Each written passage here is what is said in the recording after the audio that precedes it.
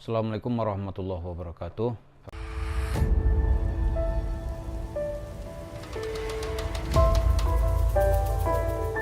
Para pemirsa, di bulan Agustus ini bagi masyarakat Muslim di beberapa masjid di kota Sleman, Yogyakarta sedang mengenang peristiwa pahit bagaimana mereka seperti dalam tanda kutip dirampok gitu. Uangnya digondol oleh Yusuf Mansur. Para jemaah itu menelpon saya, ini kami sedang membacakan yasinan. Semoga Allah memberi balasan yang setimpal kepada Yusuf Mansur. Apa masalahnya, Pak? Ini tahun 2012 dulu, sekitar bulan Agustus mereka menyapu daerah Sleman. Ini menyapu itu bukan berarti tsunami menyapu gitu. Tapi mereka datang memberikan tabligh akbar di satu masjid. Yusuf Mansur tentu ingat, tidak perlu saya sebutkan masjidnya. Jemaah itu mengundang Yusuf Mansur. Dia berceramah kira-kira 2 jam. Bercerita tentang keajaiban sedekah. Orang-orang terbius. Lantas mengeluarkan sedekah. Ada seorang jemaah katanya mengeluarkan sedekah itu sampai 4 juta. Pokoknya saat itu dapat uang 3 karung goni. Coba, bukan 3 karung plastik kecil, garung goni. Itu dijahit, 3 itu uangnya saat itu. Dibawa oleh Yusuf Mansur, digotong gitu. Dengan janji itu dalam waktu cepat, paling lama 40 hari. Allah akan mengganti 10 kali lipat. Kalau yang bersedekah 1 juta akan dapat 10 juta. Ini ada kawan tukang bakso. Dia bersedekah 4 juta dengan harapan gerobak bakso itu nanti menjadi 20. Gitu. Karena saat itu sudah punya 2 gerobak bakso. Kan menjadi 20. Tukang somai. Dia berharap pelanggan somainya ini kalau hari sebulan dia mendapat untung katakanlah 5 juta gitu. Dia berharap untungnya itu menjadi 50 juta. Lomba-lomba lah. Wah, ini dewa penyelamat ini. Yang bisa bicara sama Tuhan. Bisa bicara sama Nabi Muhammad. Satu orang setengah terbius atau apa gitu. Terkesima atau terbius, saya nggak tahu tuh. Masalah Yusuf Mansur pergi, mereka menunggu-nunggu. Ternyata nasibnya bukan tambah baik, tambah buruk. Maka sekarang ini dia mengenang gitu. Nanyain Yusuf Mansur, tuh uang kami itu kemanain, bisa dikembalikan nggak? Ternyata janji Anda tuh bohong katanya. Nggak ada Tuhan ngasih rezeki seperti yang dijanjikan. Padahal dia sudah melaksanakan sedekahnya dengan ikhlas. Dia sudah melaksanakan sholat tahajud, sudah duha, nggak ada. Jadi dia minta saya suarakanlah, ini ternyata tuh bohong aja gitu. Saya bilang memang itu tuh nggak ada cerita-cerita begitu. Yusuf Mansur tuh berkelit dari satu dusta ke dusta yang lain. Dari satu kebohongan ke kebohongan yang lain. Lebih baik dia membayar uang untuk berdusta daripada dia mengaku terus terang.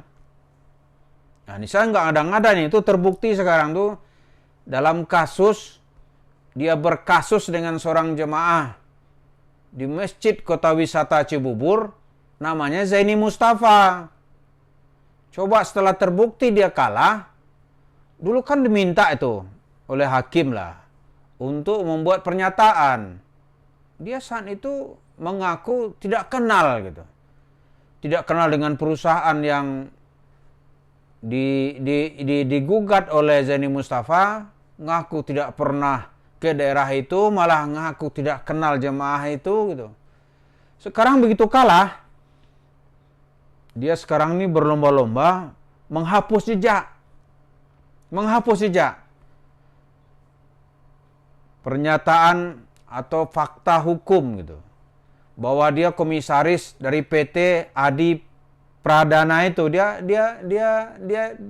batalkan. Dia cari entah bagaimana caranya merubah akta notaris itu sehingga dia namanya nggak ada gitu. Dia berharap nanti hakim itu akan menerima begitu saja. Di pengadilan tinggi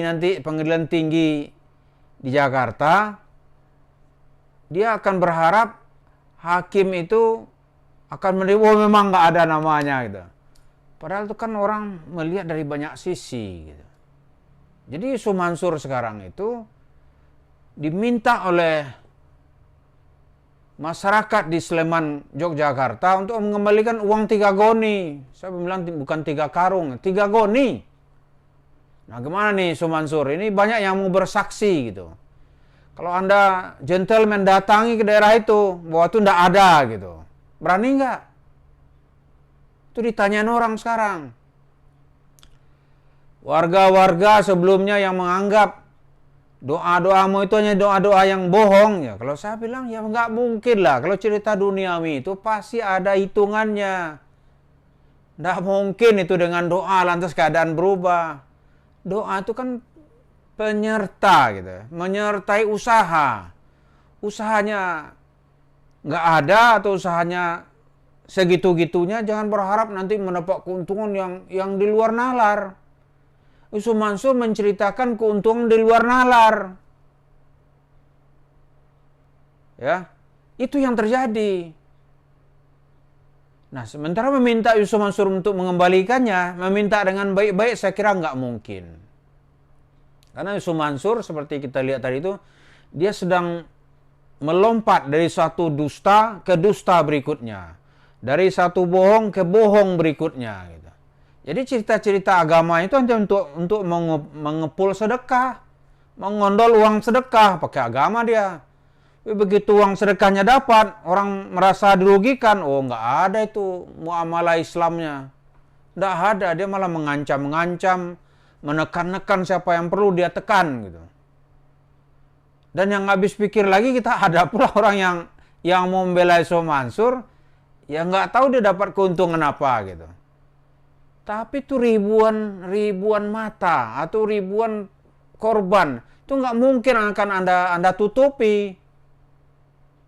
Ini yang terjadi sekarang.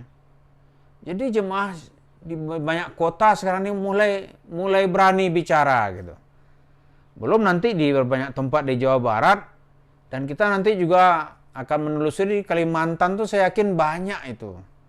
Baik Kalimantan Selatan, ya kan?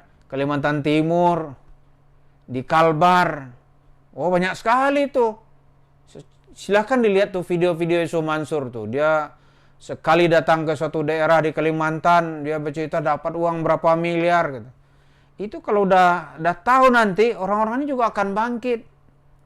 Meminta hard fulus, nah kira-kira gitulah. Kembalikan uang kami. Karena cerita-cerita doanya itu nggak ada. Nggak mungkin juga gitu. Nggak ada tuh yang dikabulkan. Apalagi cerita Yusuf Mansur ketemu Tuhan, bicara sama Tuhan. Itu pasti bohong. Kalau saya nggak percaya, itu dari dulu juga nggak percaya. Cerita ketemu Nabi, lantas uang katanya bisa disulap, dari daun disulap jadi uang. Itu hanya cerita bohong gitu. Cerita-cerita yang bisa dilakukan oleh para bajingan. Ya, bajingan. Disuruh buktikan nggak mungkin dia bisa itu. Nggak mungkin dia bisa. Maka kadang-kadang karena retorikanya bagus, bicaranya seolah-olah itu cerita agama gitu.